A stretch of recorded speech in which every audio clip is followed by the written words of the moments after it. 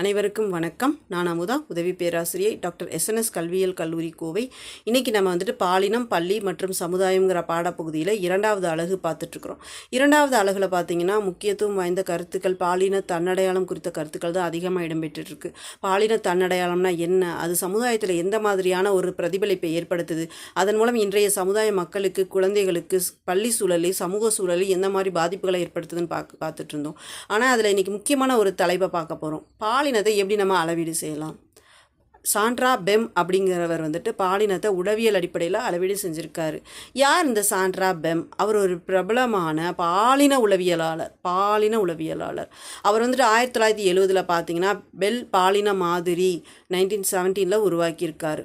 பிஎஸ்ஆர்ஐ அப்படின்னு சொல்லுவாங்கள்ல, பெம்மோட sex role inventory அப்படின்னு ஆங்கிலத்தில் சொல்லுவாங்க. இது உளவியல் துறையில் மிகப்பெரிய தாக்கத்தை ஏற்படுத்துச்சு. இந்த பெம் அப்படிங்கிறவங்களுடைய செக்ஸ் ரோல் இன்வென்ட்ரி மூலமாக மிக சிறந்த ஒரு பாலின செயல்பாடுகளை நம்மளால் முன்னெடுக்க முடிஞ்சு. ஆண்னா யார், பெண்ணா யார், ஆண்மைத்தன்மைனா என்ன, பெண்மைத்தன்மைனா என்னது, இரு பாலினத்துக்கும் என்ன தொடர்புங்கிறத உளவியல் அடிப்படையிலையும் அறிவியல் ரீதியாகவும் ஆய்வு செஞ்சு அவங்க தங்களுடைய கருத்துக்களை இந்த சமுதாயத்திலையும் இந்த உலகத்துக்கு பதிவு செஞ்சாங்க. ஆண்னா என்ன, பாரம்பரியமான ஆண் பண்புகளை குறிக்கிறது. பெண்மைத்தன்மைனா என்னன்னு பார்த்தீங்கன்னா பாரம்பரியமான பெண்மைத்தன்மையை குறிக்கிறது. அதாவது நீங்கள் சொல்லுவீங்களா மேஸ்குலின் ஃபெமினின்னு சொல்லிட்டு, அந்த மாதிரியான கருத்துக்களை தான் அவர் பாலின மாதிரியில் முன்னெடுத்திருக்காரு.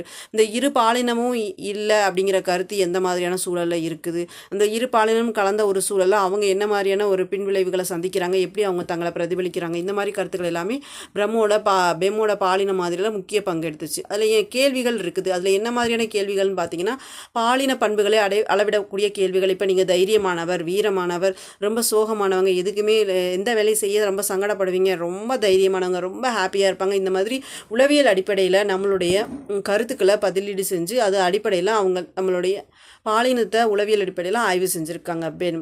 அதில் முக்கியத்துவம் வாய்ந்த கேள்விகள் என்ன நீங்கள் பார்த்தீங்கன்னா முழுக்க பாலினத்தை பண்புகளை அளவிடக்கூடியதாக இருக்குது அந்த கேள்விகள். பதில்கள் ஒரு குறிப்பிட்ட அளவில் அளவிடப்படுகின்றன. எடுத்துக்காட்டுகள், நான் ஒருபோதும் அழமாட்டேன், இந்த எக்ஸாம்பிளுக்கு நான் ஒருபோதும் அழமாட்டேன் அப்படிங்கிறது ஆண்மைத்தன்மையாகவும், நான் மற்றவர்களை கவனித்துக் கொள்கிறேன் அப்படிங்கிறது பெண்மைத்தன்மையாக அவர் டெரிவ் பண்ணியிருக்காரு. ஏன்னா நம்ம இன்வென்ட்ரிஸ் பார்த்துருக்கோம். இன்வென்ட்ரிஸ் மீன்ஸ் வினா வரிசை முறை அல்லது கொஷினர் அப்படின்னு கூட நம்ம சொல்லலாம் உளவியல் அடிப்படையில். இந்த அடிப்படையில் அவருக்கு தெரிவு செஞ்ச அந்த வினாக்களில் அவர் பெரும்பாலும் பார்த்திங்கன்னா ஆண்கள் நம்ம வீரமானவங்களாகவும், பெண்கள் ரொம்ப அன்பானவங்க, கனிவானவங்க, பொறுப்பானவங்க, அடக்கமானவங்க, அவங்க சாஃப்டாக தான் இருப்பாங்க, அவங்க சத்தம் போட்டு கூட பேச மாட்டாங்க, இந்த மாதிரி ஒரு கருதுகோளை கொண்டு வச்சு மேஸ்குலின் ஃபெமினின் வச்சு மெஷர் பண்ணியிருக்காரு. பெண்ணுனா ரொம்ப இப்படி இருப்பாங்க அப்படி இருப்பாங்கன்ட்டு. இதோட பாலின மாதிரியோட பயன்பாடுகளாக முக்கியமாக அவர் என்ன சொல்கிறாருன்னு பார்த்தீங்கன்னா, அவருடைய ஆய்வில் என்ன விஷயங்களை கண்டுபிடிச்சாருன்னு பார்த்தீங்கன்னா, பாலின மாதிரி பாலின பண்புகள் குறித்த ஆய்வுகளில் பயன்படுத்தப்படுகிறது. ஏன்னா பாலினம் குறித்த ஆய்வுகளில் பெம்மோட செக்ஸ் ரோல் இன்வென்ட்ரி தான் அதிக முக்கியத்துவம் வாய்ந்ததாக இருக்குது. கல்வி சூழலில் பார்த்தீங்கன்னா பாலின புரிதலை மேம்படுத்த உதவுகிறது. கல்வி திட்டங்களில் இந்த பெம்மோட ஆய்வு உதவுது. ஏன்னா பாலின அடிப்படையில் அவங்களை ஆய்வு செஞ்சு அதன் மூலமாக அவங்களுக்கான செயல்பாடுகளை நிர்ணயிக்கும் போது அது உளவியல் ரீதியாக அறிவியல் ரீதியாகவும் அளவிடப்படுவதால் அது ரொம்ப பயனுடையதாக இருக்குது அப்படிங்கிற கருத்துக்கள் தான் இன்றைக்கி பெம்மோட ஆய்விலேருந்து நம்மளுக்கு தெரியுது. ஏன்னா பொதுவாக வேலை வாய்ப்புலையாக இருக்கட்டும், கல்வி சூழலையாக இருக்கட்டும், எல்லாத்துலேயுமே நம்ம பாலினத்தை அளவீடு செய்வதற்கு பெம்மோட இந்த பாலின மாதிரியை வச்சு நம்ம என்ன பண்ணலாம்னா அளவீடு செய்யலாம். அளவீடு செய்யும்போது நம்மளுக்கு ஒரு புது வகையான ஒரு மதிப்பீடும் அளவீடும் கிடைக்குது. பாலின மாதிரியோட விமர்சனங்கள் நீங்கள் பார்த்தீங்கன்னா ஆரம்ப காலகட்டத்தில் மாதிரி பாலினம் இருத்தன்மையை கொண்டிருந்தது அப்படின்னு சொல்கிறாங்க. இது பரந்த பாலின அடிப்படைகளே உள்ளடக்கவில்லை அப்படின்னு சொல்கிறாங்க. முன்னாடி காலத்தில் ஆண்னா இப்படி தான் இருக்கும், ரொம்ப பெண்களை அடக்கி ஒடுக்கின காலகட்டம் இருக்குது. அப்போ அது ஒரு பாலின மாதிரி எப்படி இருந்துச்சுன்னா இருமைத்தன்மை கொண்டதாக இருந்துச்சு. ஆனால் இன்றைய காலப்போக்கில் மாற்றங்கள் ஏற்பட்டு இன்றைக்கி ஆண்களுக்குரிய பாதுகாப்பு எப்படி கிடைக்குதோ அது மாதிரி பெண்களுக்கும் உரிய பாதுகாப்பு நடைமுறைகள், வாய்ப்புகள், கல்வி, வேலை வாய்ப்புகள்லேருந்து எல்லா விஷயமுமே நம்மளுக்கு கிடைக்குது. அதுக்கு நம்ம பெண்களுக்கான பாலின ஸ்டீரியோடைப்பையும் நம்ம எடுத்துக்கலாம். நிறைய ஸ்டீரியோடைப் மூலமா இன்றைக்கி பாலின சமத்துவம் நம்மளுக்கு நிலைநிறுத்தப்படுகிறது.